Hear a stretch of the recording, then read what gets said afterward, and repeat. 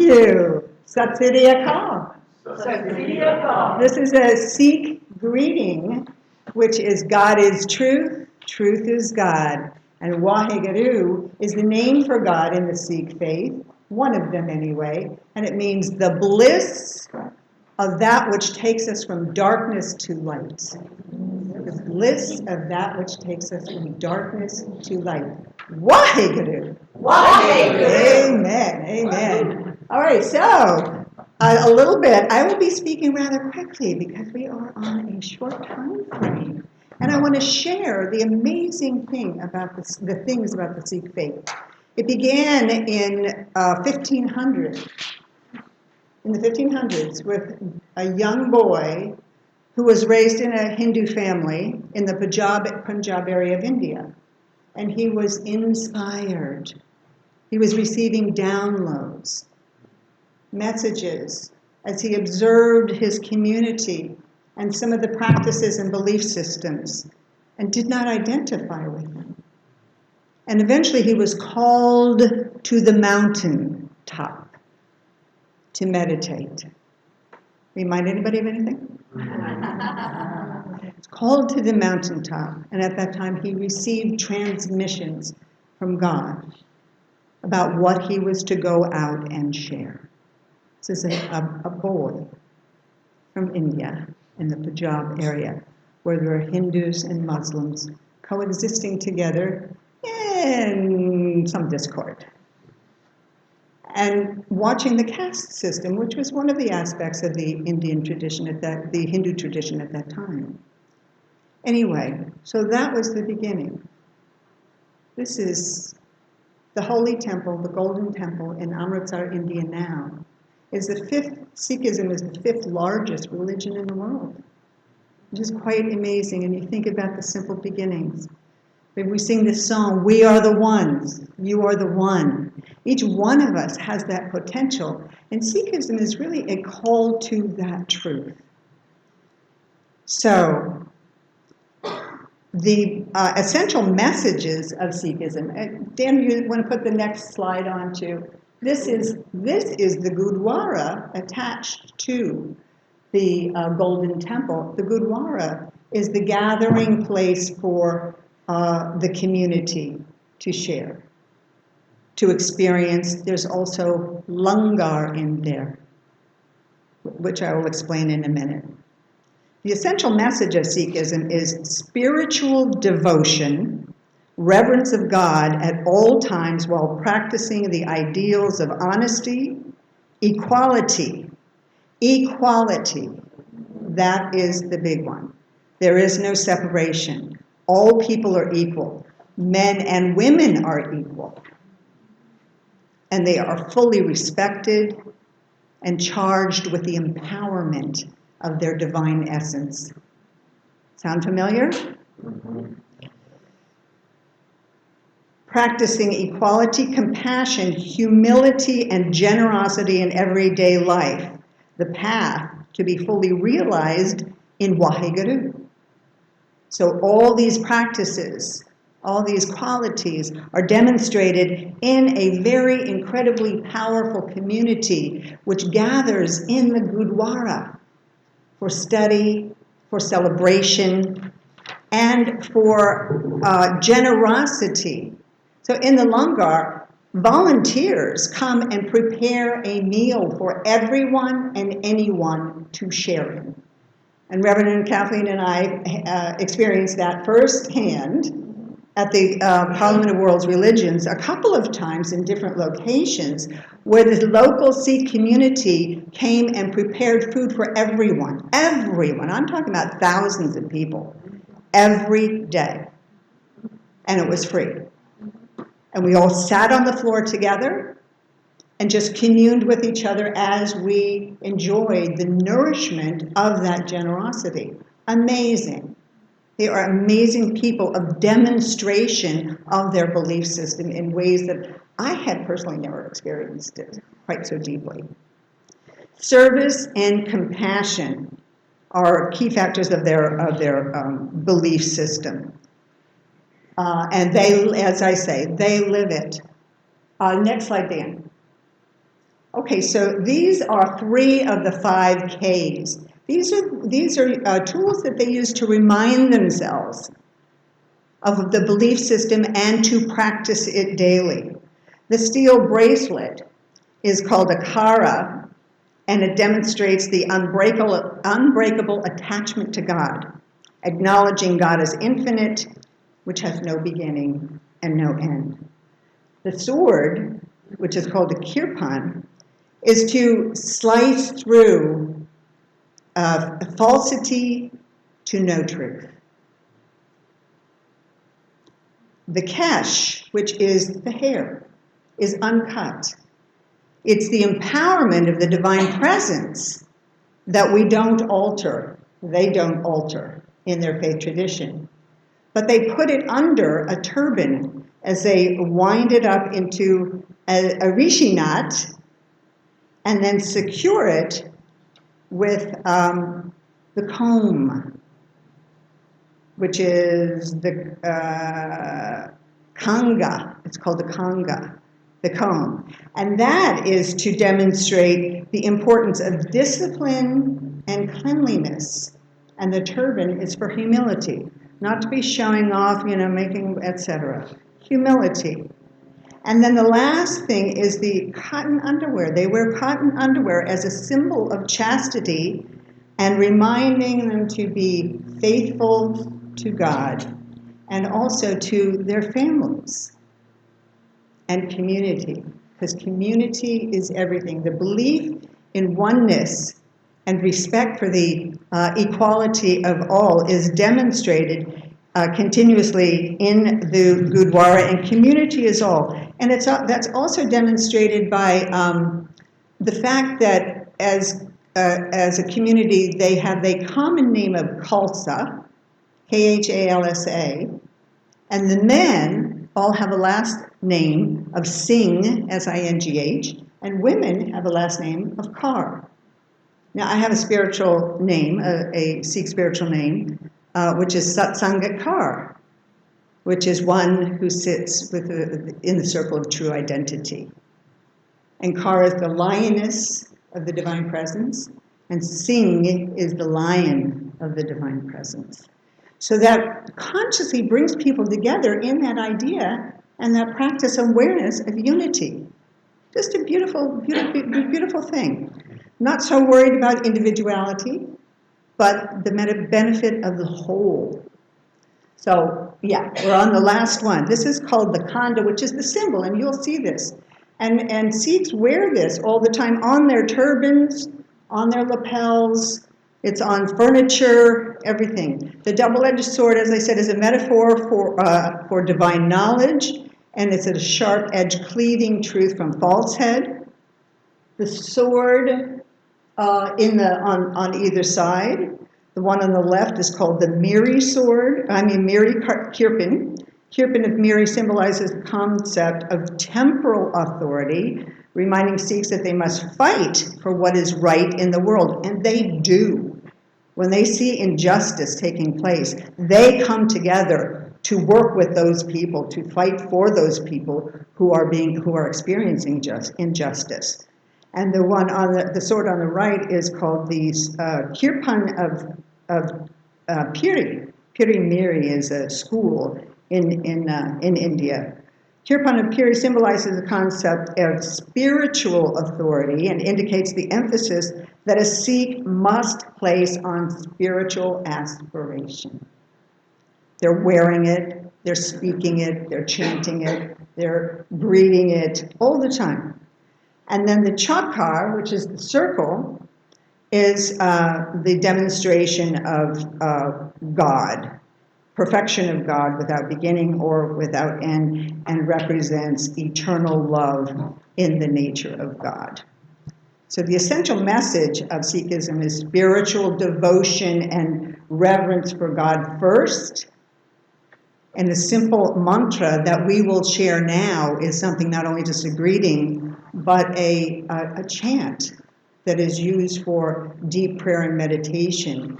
And we're all going to practice that together right now. So again, it's the Waheguru, Wahegyo. And Wahe is a statement of awe and ecstasy, as I said before. Guru is the one who leads us from darkness to light. Wahe Guru is an expression of complete awe of the divine. Geo is the personal, experiencing the God of in the soul, our individualized soul. It's calling, it's saying, I identify with that reality of the enlightened being. Their whole lives are to reach that state of enlightenment or Waheguru.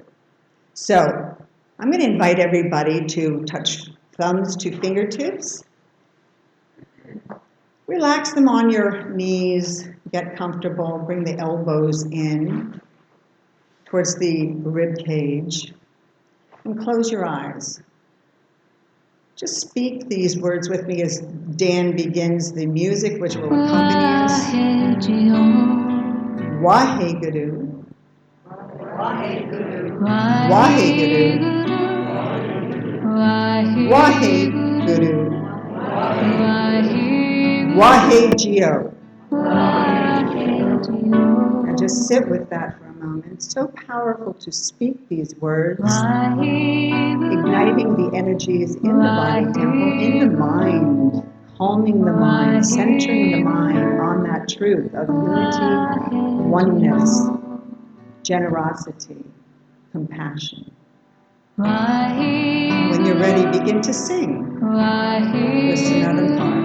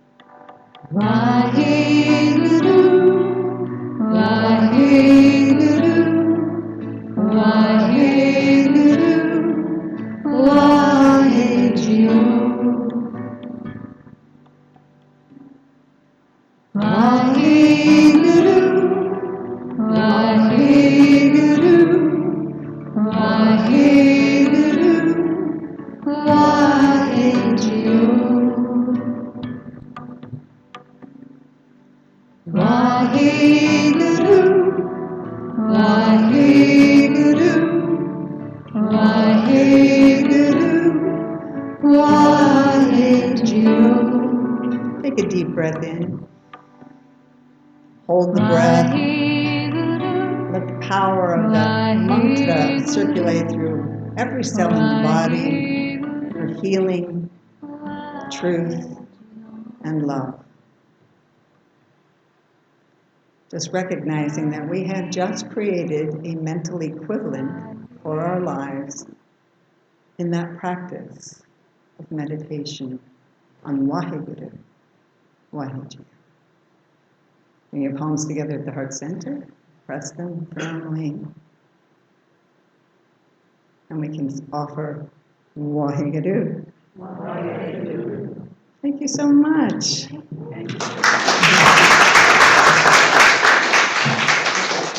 And now I invite Carla up, please, and share the reading.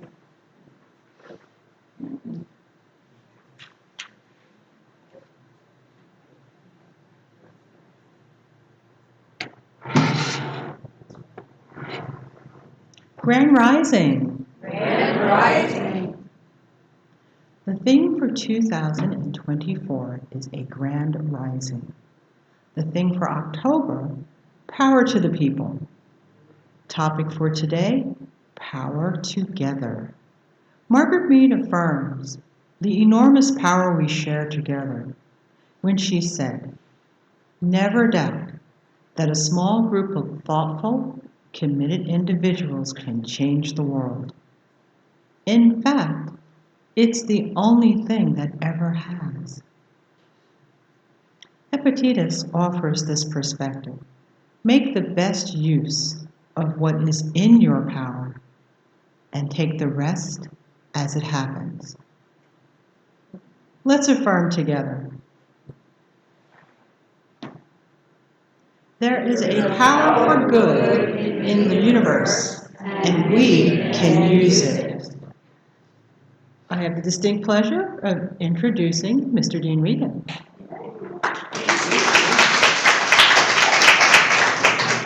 One more time, there is a power for good in the universe, and we can use it. There is a power in the good in the universe, and we can use it. Excellent.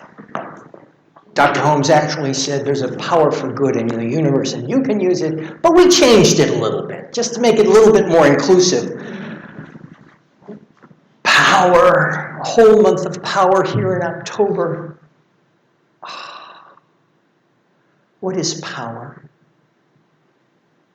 What is power to each one of us? That's an answer that we all have to answer for our own self, because power starts, I believe, in the trust that's inside of yourself. And Dr. Kathleen, I never call you Dr. Kathleen, but Dr. Kathleen has talked this month about David Hawkins and his philosophy about power. And just to repeat a little bit, he talks about this power that is life-affirming. When I think about power that's life-affirming, I just think about Jenny Stewart. Power that is life-affirming, an energy that originates from a positive spiritual source. That's power. That sense of power. When we got together, Candace and I got together to discuss the mental equivalence class that's starting this Wednesday, which we're kind of jazzed about. We're very excited, and we started our own mental equivalence for this class, which seemed very powerful for us. And we were laughing all the way. I mean, power. I've got more information about the class in here.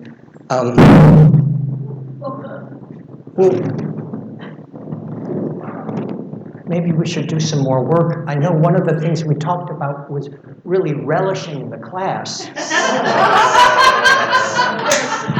But it's important that we are specific about our relishing. I mean, power, when you take a look at this relish, this food line, power, David Hawkins talks about power versus force. And I kind of think about the relish jar with, that power, which is that life power. I can make this work.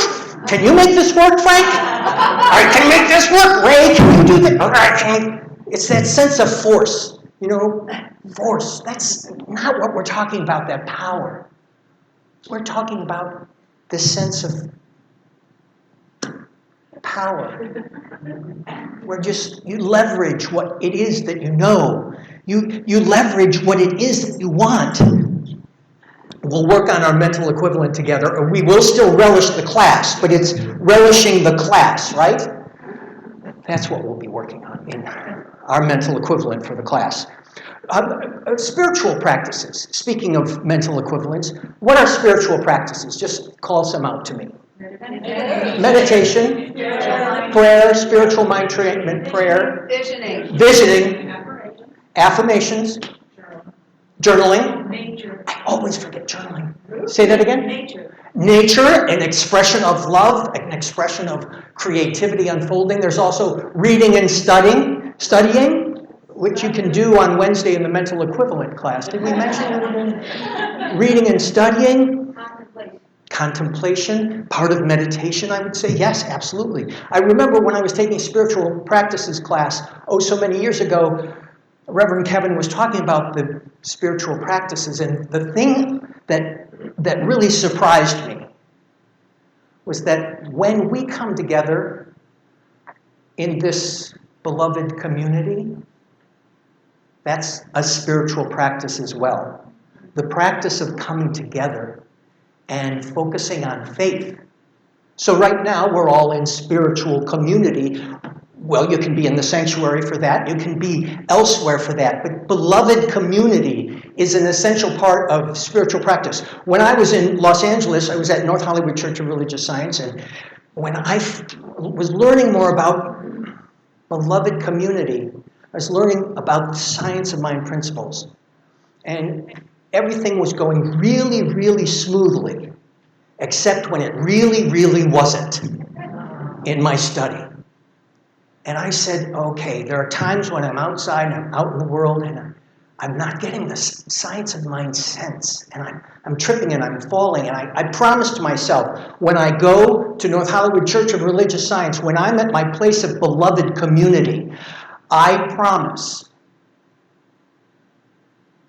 to focus intimately on the science of mind principles and put them into use within the beloved community. And this is a powerful beloved community, very powerful beloved community. I was in Los Angeles on Easter Sunday, came on Zoom to be part of this beloved community. My family was looking for a creative opportunity to move our residence elsewhere. And the power of this community, that attractive, inspiring, joyful, uplifting, loving power that this community has, which transcends everyone here, including Reverend Kathleen, that power that we all have together, inspired us to make a journey across the country to Delaware. So that's got to be really powerful, because most people, when you say you've gone from Los Angeles to Delaware, they ask you why. That's power, not force. That's power. Power together.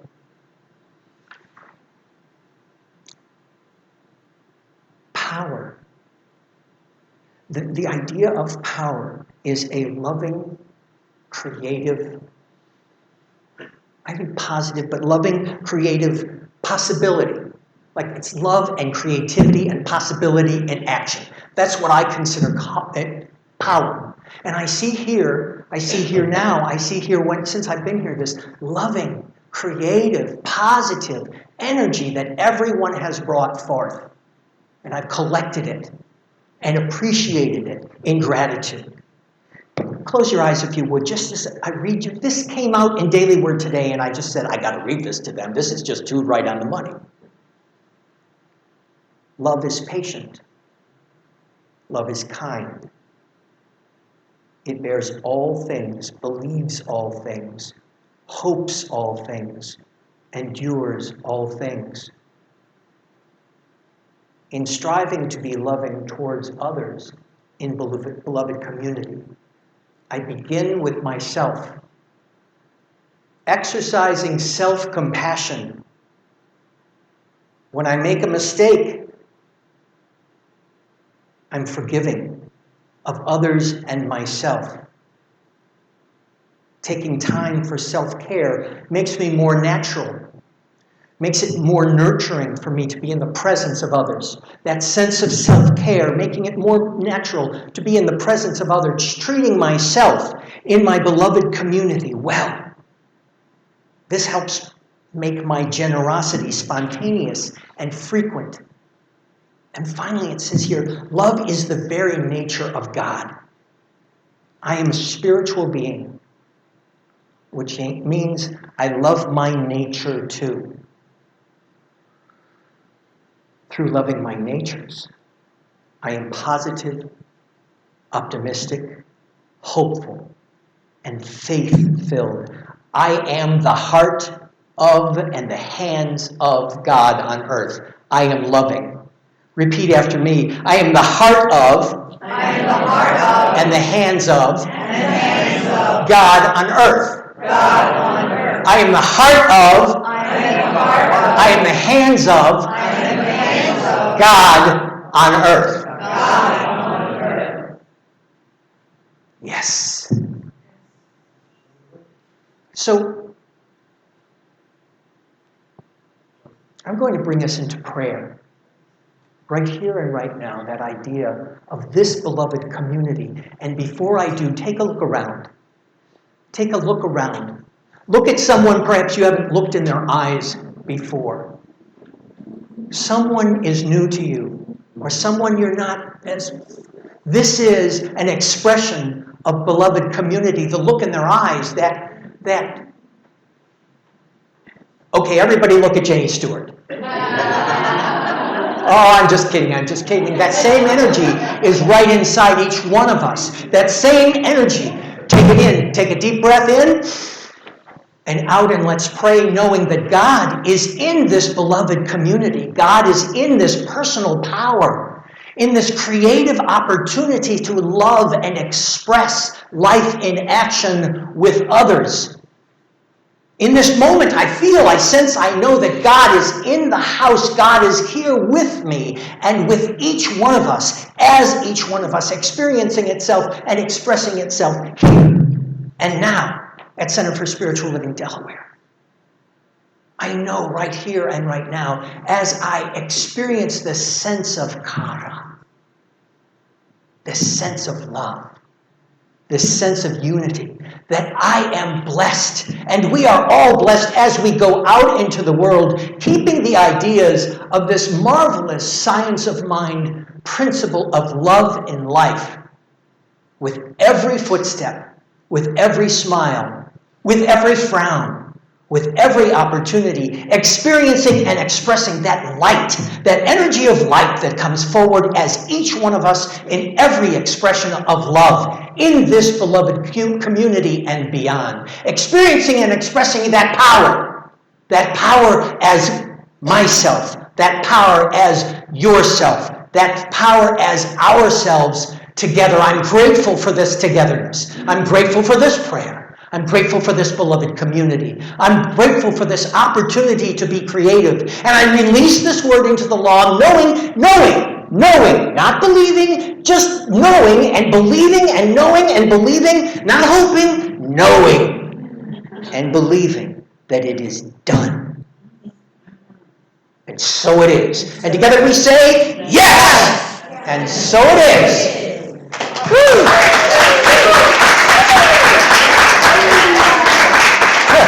I really relish that